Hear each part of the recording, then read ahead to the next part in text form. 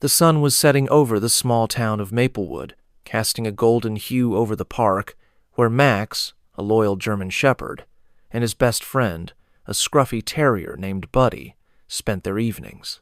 The two dogs had been inseparable for years, sharing countless adventures, from chasing squirrels to digging up hidden treasures in the backyard. But tonight was different. Buddy had been acting strangely all day, and Max could sense that something was wrong. As they trotted along the familiar path, Max noticed that Buddy was unusually quiet.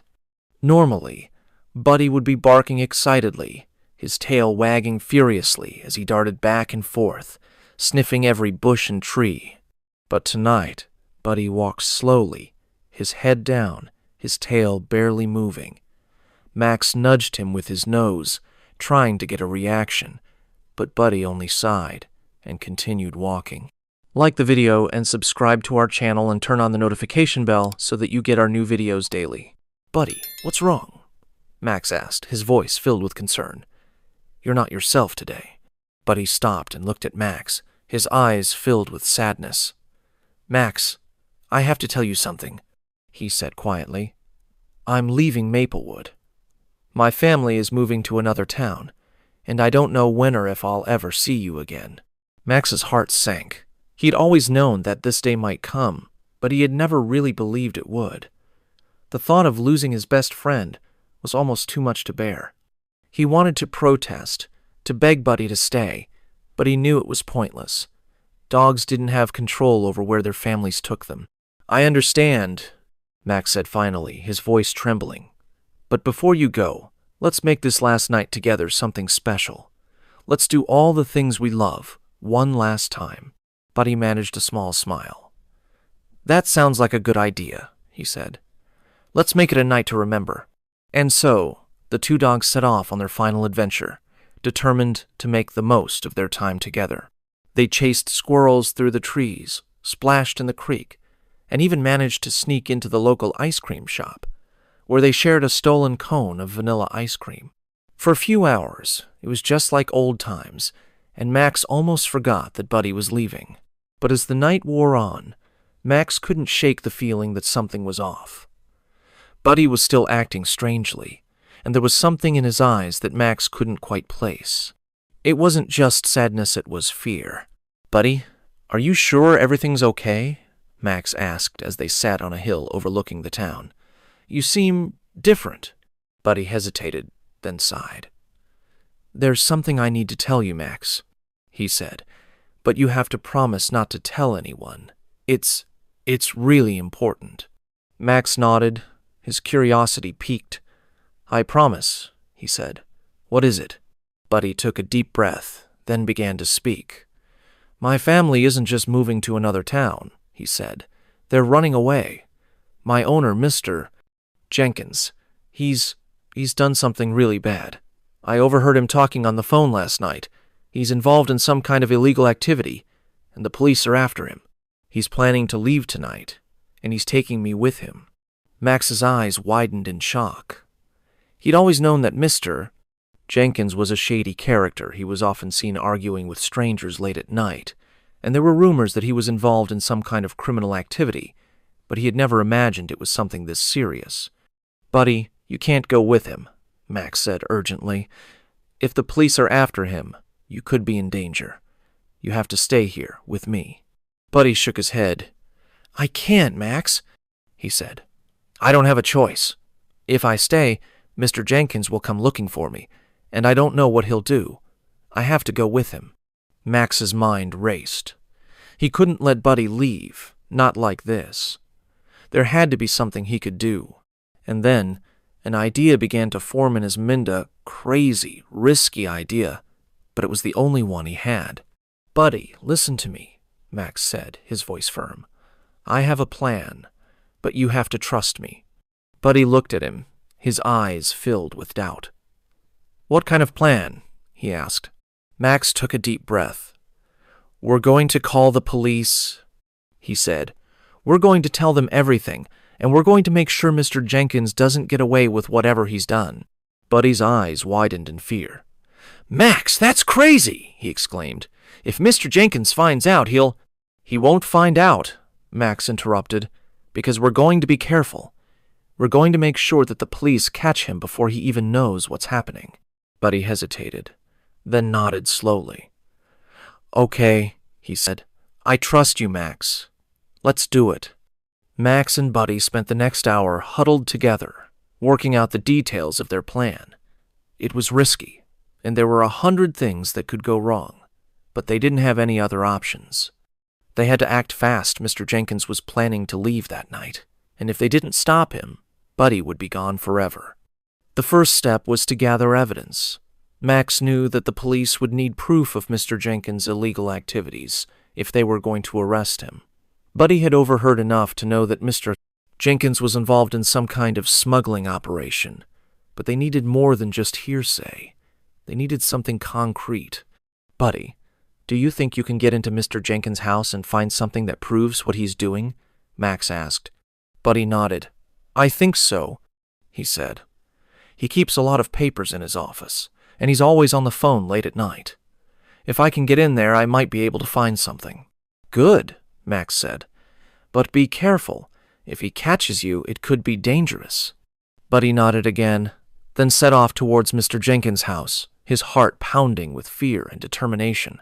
Max watched him go, then turned and headed in the opposite direction. He had his own part to play in the plan.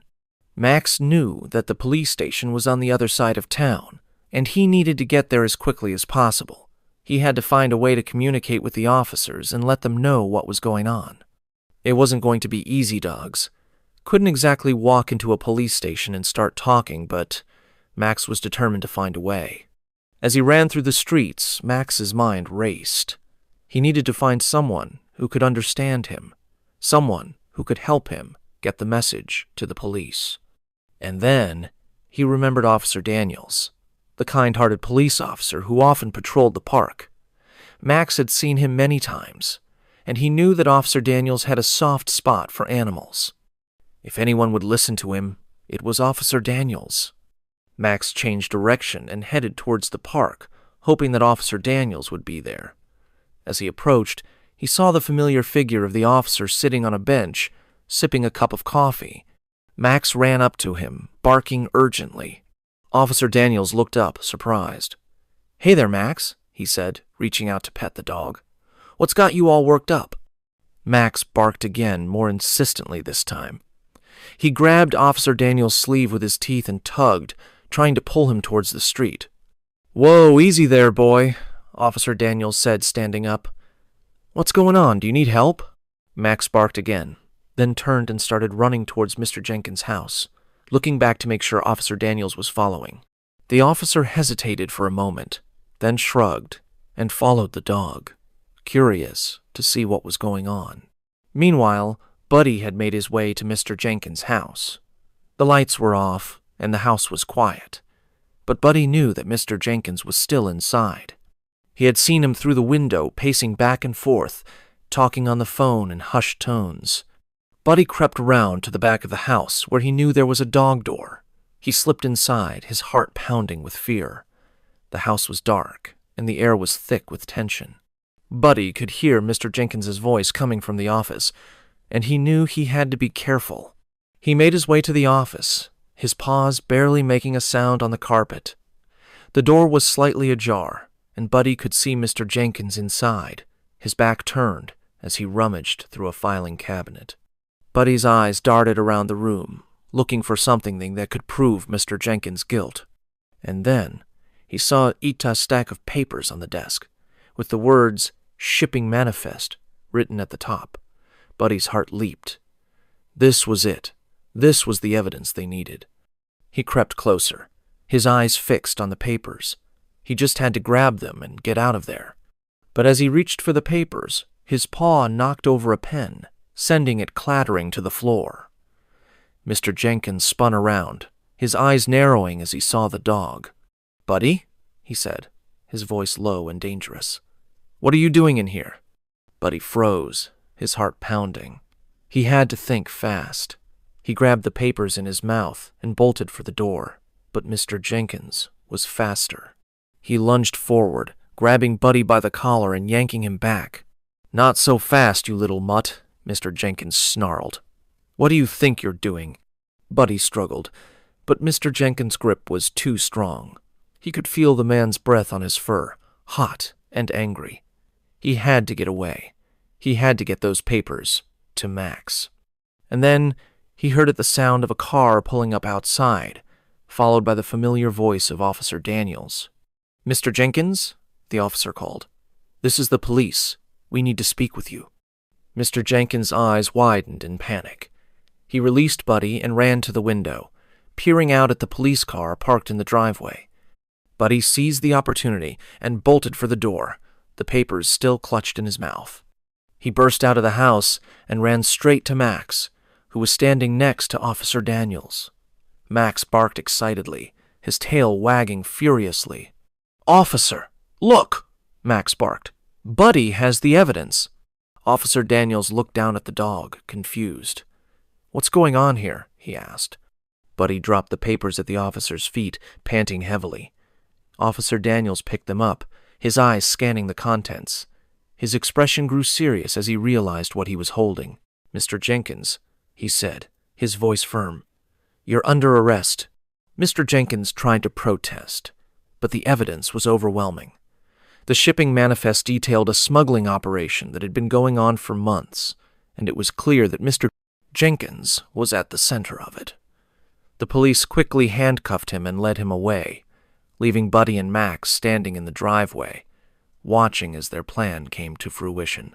As the police car drove away, Buddy turned to Max, his eyes filled with gratitude. "You did it, Max," he said. "You saved me." Max shook his head. "We did it together," he said. "I couldn't have done it without you." Buddy smiled, then looked down at the ground. "What happens now?" he asked. "I don't have a family anymore." Max nuzzled him gently. "You have me," he said, "and I'm sure we can find you a new family, one that will love you and take care of you." Buddy's tail wagged slightly at the thought. "That sounds nice," he said, "but I don't want to leave you, Max." Max smiled. "You don't have to," he said. "We'll find a family that will take both of us. We're a team, remember?" Buddy's tail wagged even harder, and he leaned against Max, feeling a sense of relief and happiness that he hadn't felt in a long time. The two dogs stood there for a moment, watching as the sun dipped below the horizon, casting a warm glow over the town. They had been through a lot together, and they knew that there would be more challenges ahead. But for now, they were safe, and they were together, and that was all that mattered. In the weeks that followed, Buddy and Max were adopted by a kind family who lived just outside of Maplewood.